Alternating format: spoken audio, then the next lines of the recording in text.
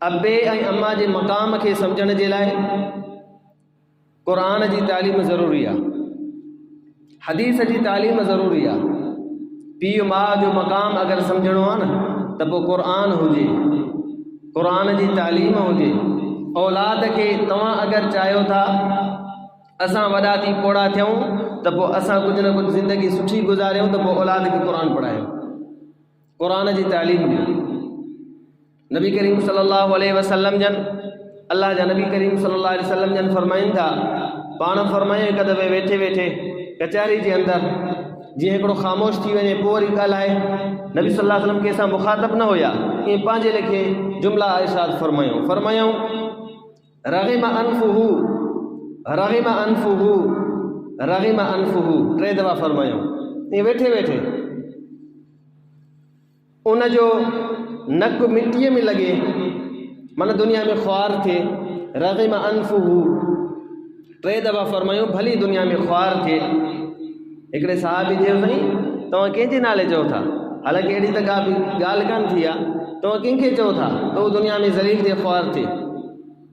पाण फरमायूं मन अदरक वालिदै इंदल किबरी अहदुहुमा औ किलाहुमा, जेको पंहिंजे पीउ माउ खे पोड़प जी हालत में महसूस करे लभे, जेको ॾिसे त मुंहिंजो पीउ माउ पोड़ा थी विया, पोड़प खे पहुची विया, ऐं इंदल किबर अहदुहुमा, हिकिड़ो ई तोड़े जो हुजे, अबो हुजे या अम्मा हुजे, औ किलाहुमा या ॿई पोड़ा मौजूदु आहिनि, सुम्मा लम यदखुलिल जन्नह, उन्हनि जे मौजूदगी में उन्हनि जी ख़िदमत न करे ऐं जन्नत न कमाए त भली दुनिया में ख़्वार थिए। ॾिसो केॾो अल्लाह जे नबी सल्लल्लाहु अलैहि वसल्लम जन असांखे ॿुधायो त जंहिंजा पीउ माउ ज़िंदा उनखे कंहिं पीर फ़क़ीर ॾे वञण जी ज़रूरत कान्हे का। पीर फ़क़ीरनि खां वधीक पीउ माउ जी दुआ आहे। कंहिं पीर वटि वञी करे वेहंदा आहियूं, कंहिं फ़क़ीर धारे वारो जेको पिनंदो आहे असां उन खां बि दुआ घुराईंदा आहियूं, फ़क़ीर दुआ कजां। उहो कॾहिं हुन पंहिंजी तहारत बि कान कई हूंदी आहे, उनखे ख़बर ई न हूंदी आहे, उन्हनि खां बि दुआऊं घुराईंदा आहियूं। पर घरनि जे अंदरि असांजे लाइ जेको दुआ जो मर्कज़ आहे, असांजे घरनि में दुआ जो मर्कज़ वेठो आहे अबो ऐं अम्मा। पाण नबी करीम सल्लल्लाहु अलैहि वसल्लम जन फरमायो, पाण फरमायो पीउ माउ जॾहिं औलाद जे लाइ दुआ घुरंदा आहिनि त अल्लाह ताला दुआ क़बूल फरमाईंदो आहे। अहिड़े ई तरीक़े सां हिकिड़ी आहे दुआ, ॿी आहे बददुआ। पीउ माउ जो ॿई क़बूल अथव, सिर्फ़ु दुआ न, बददुआ बि क़बूल थींदी आहे। पीउ माउ खां तव्हां दुआ घुरायो, तव्हां किथे बि वञो था सफ़र ते, पीउ माउ खां दुआ वठी निकिरो। तव्हां किथे बि वञो था, कंहिं बि मुश्किल में फाथल आहियो, कंहिं मुला मौलवी, कंहिं फ़क़ीर मूॾे, कंहिं मस्जिद में अचण जी ज़रूरत कान्हे का। पीउ माउ ज़िंदा आहिनि, पीउ माउ खे वञी करे ऐं हथनि ते चुमियूं ॾेई करे उनखां दुआऊं घुरा, तुंहिंजो मसइलो हल थी वेंदो इंशाअल्लाह तबारक व तआला। इहे पीउ माउ आहिनि जंहिंजे लाइ अल्लाह जो नबी सल्लल्लाहु अलैहि वसल्लम फरमाए थो त उन्हनि जे औलाद जे हक़ में दुआ बि क़बूल आहे त बददुआ बि क़बूल आहे। असांजे लाइ त अल्लाह जे नबी कोन फरमायो आहे तव्हांजे मस्जिद जो इमाम दुआ घुरंदो त क़बूल थींदी, पर पोइ बि सभई असां ॾे ईंदा आहियो, साईं दुआ कजां मसइले में फाथल आहियूं। इहे सभई पंहिंजे पीउ माउ खे छो था चओ, पंहिंजे पीउ माउ खे छो था चओ? अबे अम्मा खां दुआऊं घुरायो, उन्हनि जे मक़ाम खे सम्झो। अल्लाह ताला फरमायो वक़ज़ा रब्बुका अल्ला ताबुदू इल्ला इय्याह व बिल वालिदैनि इहसाना। अल्लाह ताला पंहिंजे इबादत खां पोइ जेको हुकुम फरमायो आहे उहो आहे त पीउ माउ सां नेकी कयो, पीउ माउ सां सुहिणो सलूक रखो, सुठे अख़लाक़ सां पेश अचो।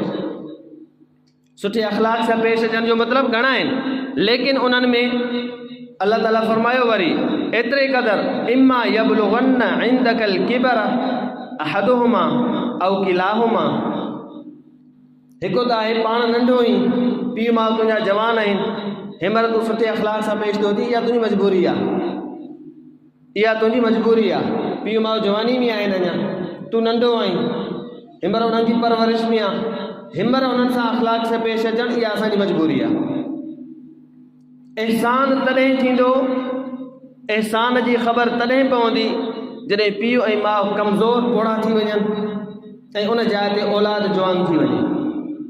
हाणे औलाद जी जवानी आहे ऐं पीउ माउ जी पोड़प आहे, त पोइ हाणे ख़बर पवंदी त इन में एहसान आहे या कोन्हे।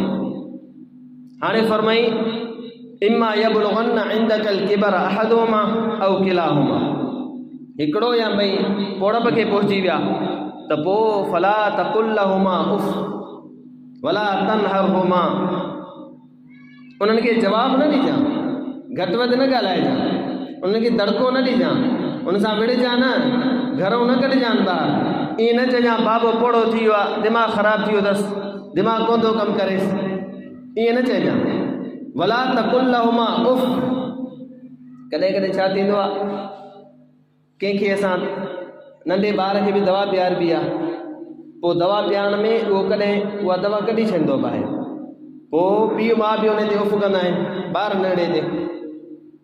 नंढो ऐं पोड़ो सफ़ा, इहे मिड़ई मिसाल हिकिड़ो आहे, हिकु नंढो ॿारु बि सफ़ा पोड़ो, मिसाल मिड़ई हिकिड़ो आहे।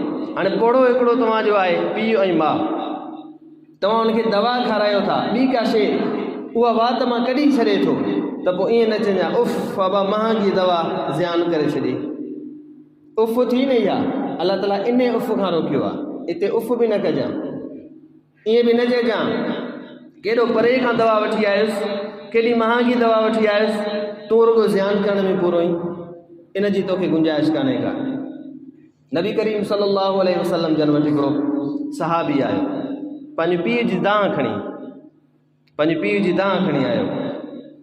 नबी करीम सल्लल्लाहु अलैहि वसल्लम जन खे अची करे अर्ज़ु कई, साईं मुंहिंजो जेको पीउ आहे, साईं मुंहिंजी मिल्कियत जेका मां कमायां थो सॼी खपाए थो छॾे, मुंहिंजे घर में कुझु बि नथो छॾे, जेको मुंहिंजी शइ आहे पंहिंजे इस्तेमाल में आणे छॾे थो। नबी सल्लल्लाहु अलैहि वसल्लम जन हिकिड़े ॿिए खे मोकिलियो त तूं वञ ऐं वठी आ हिन जे पीउ खे। वियो ॿियो सहाबी हिन जे पीउ जे दरवाज़े ते दर खड़काई, ॿाहिरि निकितो पोड़ो, उहो बि सहाबी, पुटु बि सहाबी, दाह आई आहे अलाह जे नबी सल्लल्लाहु अलैहि वसल्लम वटि। पाण नबी करीम सल्लल्लाहु अलैहि वसल्लम जन माण्हू मोकिलियो, हुनखे पैगाम पहुतो, घरों निकिरण महिल उन सहाबी खे चई तूं हल मां अचां थो तुंहिंजे पोयों ई, बसि अलाह जे रसूल सल्लल्लाहु अलैहि वसल्लम वटि दाह थी आहे त मां अचां थो, का उज़ुर हूंदो पोइ हिते आयो, अलाह जे नबी सल्लल्लाहु अलैहि वसल्लम वटि ख़िदमत में हाज़िर थियो। हिन पोड़े जे अचण खां अॻु में जिब्रील आयो, ऐं जिब्रील अची करे अलाह जे रसूल सल्लल्लाहु अलैहि वसल्लम खे चयो, फरमायो त ए अलाह जा नबी या रसूल अल्लाह, इहो जॾहिं तव्हां वटि अचे जंहिंजे मथां दाह थी आहे, त पोइ इन खां पुछा कजांइ त घरों निकिरण जे वक़्त में तो पंहिंजी दिलि में कहिड़ी ॻाल्हि कई, घरों निकिरण वक़्तु दरवाज़े खां निकिरी पियो तो दिलि जे अंदरि कहिड़ी ॻाल्हि चई। हालांकि दिलि वारी ॻाल्हि पाण बि माण्हू कोन ॿुधंदो आहे, पर ओ दिलि जो मालिक अलाह ॿुधे थो। वरी उन ई अलाह जिब्रील खे चयो, वरी उन जिब्रील अची अलाह जे नबी खे ॿुधायो। दिलुनि जी ॻाल्हियुनि खे ॼाण वारो अलाह पंहिंजे नबीअ खे ॿुधाई ॻाल्हि, अलाह जे रसूल खे त ख़बर पइजी वई, जिब्रील ॿुधाए वियो अॻ में त हिन हीअ ॻाल्हि चई आहे, पर पोइ बि पुछा कजांसि छा चयो हुई। पाण नबी करीम सल्लल्लाहु अलैहि वसल्लम पुछा कई त तो घरों निकिरण जे वक़्त में छा चयो, घरों जे वक़्तु निकिरी पियो उन वक़्तु तो दिलि में हिकिड़ी ॻाल्हि सोची जेका तो पंहिंजी ज़ुबान ते बि न आंदी, उहा कहिड़ी ॻाल्हि हुई।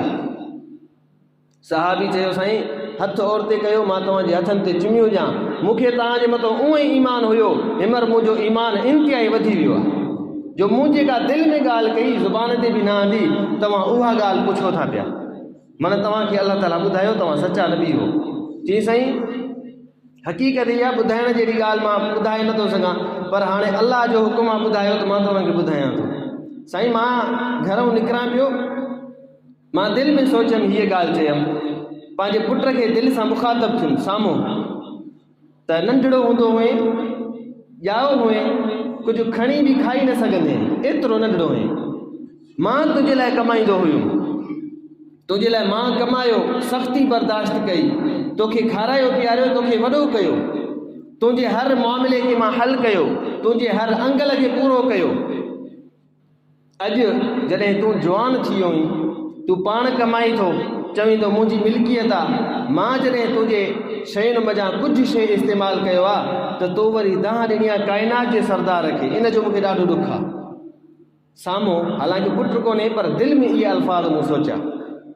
अल्लाह जे रसूल सल्लल्लाहु अलैहि वसल्लम जन जॾहिं इहे कलिमात ॿुधा, नबी करीम सल्लल्लाहु अलैहि वसल्लम जन जी अखियुनि में पाणी अची वियो। पाण उन छोकिरे खे फरमायूं, अंत व मालुक लि अबीक, तुंहिंजी कहिड़ी हैसियत आहे, तूं पंहिंजे पीउ जी दांह खणी आई?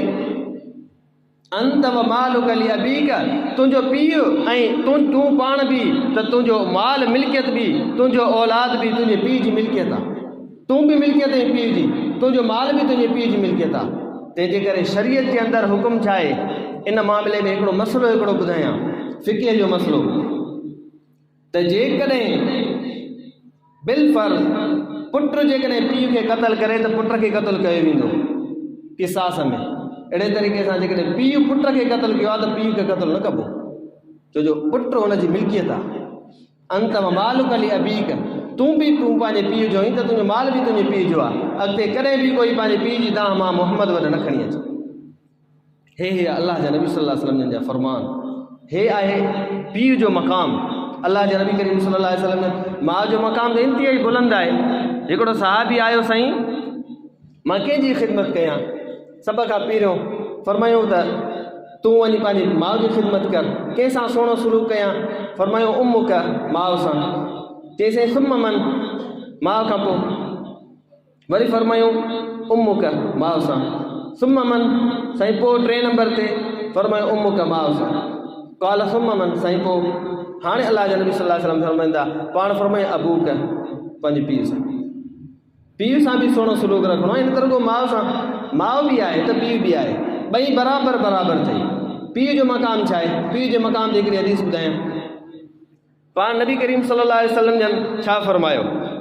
हज़रत अबू दरदा सहाबी उहो चवे थो, समीअतु रसूल अल्लाह सल्लल्लाहु अलैहि वसल्लम, मां अल्लाह जे नबी करीम सल्लल्लाहु अलैहि वसल्लम जन खां ॿुधो, यक़ूल, साईं जन फरमाइनि पिया अल वालिद औसत अबवाबिल जन्नत, अल वालिद औसत अबवाबिल जन्नत। माउ जे त पेरनि जे हेठों जन्नत आहे, माउ जे त पेरनि जे हेठों जन्नत आहे, पर पीउ ख़ुदि अल वालिद औसत अबवाबिल जन्नत, पीउ जन्नत जे विचों जेको मेन गेट हूंदो आहे न, उहो तुंहिंजो मेन गेट तुंहिंजो पीउ अथई। माउ जे क़दमनि में जन्नत आहे त पीउ सॼो मेन गेट आहे तुंहिंजे लाइ। जॾहिं गेट ई तुंहिंजो बंदि हूंदो त जन्नत में न वञी सघंदे। जन्नत भली हासिल कर पर जन्नत में वञी न सघंदे। तंहिंजे करे पीउ जी ख़िदमत बि ज़रूरी आहे। अल वालिद औसत अबवाबिल जन्नह फ़इन शित फ़हाफ़िज़ अलल बाब वइन शित औ ज़य्य। पाण फरमायूं जेकॾहिं तूं चाहीं त मां इन पंहिंजे जन्नत जे इन विचे मेन गेट जी हिफ़ाज़त कयां, मां इन मां जन्नत में दाख़िल थी वञा त पोइ पीउ जी बि ख़िदमत कजां। जेकॾहिं चाहीं थो जन्नत हासिल कयां पर भली गेट मूंखे न खुली मिले त पोइ फ़ज़य्य, भली तूं पीउ जी ख़िदमत न कजां। जन्नत माउ जे ख़िदमत सां मिली वेंदी पर जन्नत जो गेट कोन खुलंदो तुंहिंजे लाइ। ॿाहिरि बीठो हुजां, कुझु माण्हू ॿाहिरि बि हूंदा, हिकिड़ा माण्हू जहन्नम में हूंदा, हिकिड़ा जन्नत में हूंदा, हिकिड़ा विच ते हूंदा, जंहिंखे आराफ़ चयो वेंदो आहे। आराफ़, हिकिड़ा हुन आराफ़ ते हूंदा। आराफ़ हिकिड़े क़िस्म जी दीवार आहे वॾी, जन्नत ऐं जहन्नम जे विच में। न जन्नत में वेंदा न जहन्नम में वेंदा, विच ते बीठा हूंदा, लेकिन हली हली करे जन्नत में वेंदा। त पोइ माउ जी ख़िदमत सां जन्नत आहे, पीउ उन जन्नत जो मेन गेट ऐं मेन दरवाज़ो आहे। नबी करीम सल्लल्लाहु अलैहि वसल्लम जन फरमायो, पाण फरमायूं रिज़ल रब फ़ी रिज़ल वालिद व सख़्तुर रब फ़ी सख़्तिल वालिद। अगरि कोई चाहे थो त मुंहिंजो अल्लाह मूंखां राज़ी थिए, अल्लाह खे राज़ी करिणो आहे त पोइ पीउ खे बि राज़ी रख। जेकॾहिं तुंहिंजो पीउ तोखां राज़ी आहे त पोइ तुंहिंजो अल्लाह बि तोखां राज़ी थी वेंदो, जल्दी थी वेंदो। व सख़्तुर रब फ़ी सख़्तिल वालिद, अगरि अबो तोखां नाराज़ आहे त पोइ तुंहिंजो अल्लाह बि तोखां नाराज़ आहे, रब बि तोखां राज़ी कोन थींदो। तंहिंजे करे असां ऐं तव्हांजे लाइ इहे शयूं ज़रूरी आहिनि। नबी करीम सल्लल्लाहु अलैहि वसल्लम जन, मां सिर्फ़ु हदीसूं पियो थो बयानु, वाक़िया किसा मां कोन थो बयानु कयां, छो जुमे जो बयानु आहे, हुजे या को 2-3 कलाक उन में वधंदा आहिनि, वाक़ियात बयानु थींदा। मां सिर्फ़ु हदीसूं ख़ुलासो बयानु कंदो थो वञा। पाण नबी करीम सल्लल्लाहु अलैहि वसल्लम जन हिकिड़ी जाइ ते फरमायो, क़ाल रसूलुल्लाह सल्लल्लाहु अलैहि वसल्लम, पाण फरमायूं मिनल कबाइर, वॾनि गुनाहनि मज़ा हिकिड़ो गुनाह ही बि आहे। वॾनि गुनाह जेके वॾा वॾा गुनाह आहिनि, कबीरा गुनाह, उन्हनि मां हिकिड़ो गुनाह ही बि आहे। फरमायूं शतमुर रजुलि वालिदै, हिकिड़ो माण्हू पंहिंजे पीउ माउ खे गारियूं ॾिए। पीउ माउ खे गार ॾियणु इहो कबीरो गुनाह। हाणे सहाबा चयो साईं पीउ माउ खे केरु गार ॾींदो, पंहिंजे पीउ माउ खे गार केरु ॾींदो? कालू या रसूल अल्लाह, ए अल्लाह जा रसूल सल्लल्लाहु अलैहि वसल्लम, वाली अश्तिमुर रजुल वालिदै, छा कोई पंहिंजे पीउ माउ खे बि गार ॾींदो? अहिड़ो कोई बेगैरत आहे जेको पंहिंजी पीउ माउ खे गार ॾिए? ईअं थी सघे थो? त नबी करीम सल्लल्लाहु अलैहि वसल्लम फरमायो कलमे पढ़ण खां पोइ सरेआम त साम्हूं पीउ खे गार न ॾींदो, पंहिंजी माउ खे गार न ॾींदो। लेकिन हिकिड़ी ॻाल्हि आहे, काल नाम हाओ, उनजो तरीक़ो थोरो मुख़्तलिफ़ आहे, ॾिसजो। ऐं इहा अॼुकल्ह आम आहे, तंहिंजे करे हदीस बयानु थो कयां। फरमायूं यसुब्बु अबर रजुल फयसुब्बु अबा, हे ॿिए खे गार ॾींदो हुनजे पीउ ते। हिन गार ॾिनी ॿिए हिकिड़े शख़्स खे उन पीउ जे, उनजे पीउ ते, वरी उहो साॻियो हिन जे पीउ खे गार ॾींदो। ॼण त हिन पंहिंजो पाण खे पंहिंजे पीउ खे गार ॾिनी। यश्तिम यसुब्बु अबर रजुल फयसुब्बु अबा, हे ॿिए जे पीउ खे गार ॾींदो, उहो हिन जे पीउ खे गार ॾींदो। हक़ीक़त हीअ आहे जंहिं शुरूआति कई उन पंहिंजे पीउ खे पाण गार ॾिनी। अहिड़े तरीक़े सां फरमायूं वयसुब्बु उम्महु फयसुब्बु उम्महु, हे जॾहिं हुनजी माउ खे गार ॾींदो त हू वरी हिन जी माउ खे गार ॾींदो। इहो ईअं आहे ॼण त हिन पंहिंजी माउ खे पाण गार ॾिनी। जॾहिं तूं गार न ॾियां त होॾो तोखे गार न अचे, ॼण त तो पंहिंजी पीउ माउ खे पाण गार ॾिनी।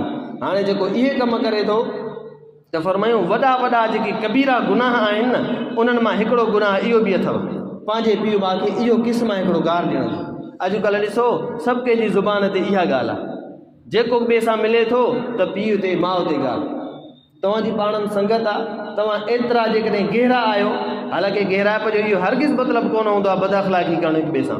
हिकिड़ा माण्हू पाण में गहरा हूंदा आहिनि, उथंदे वेहंदे पाण खे गार ॾींदा आहिनि। अब छा आहे, असां पाण में फ्री आहियूं।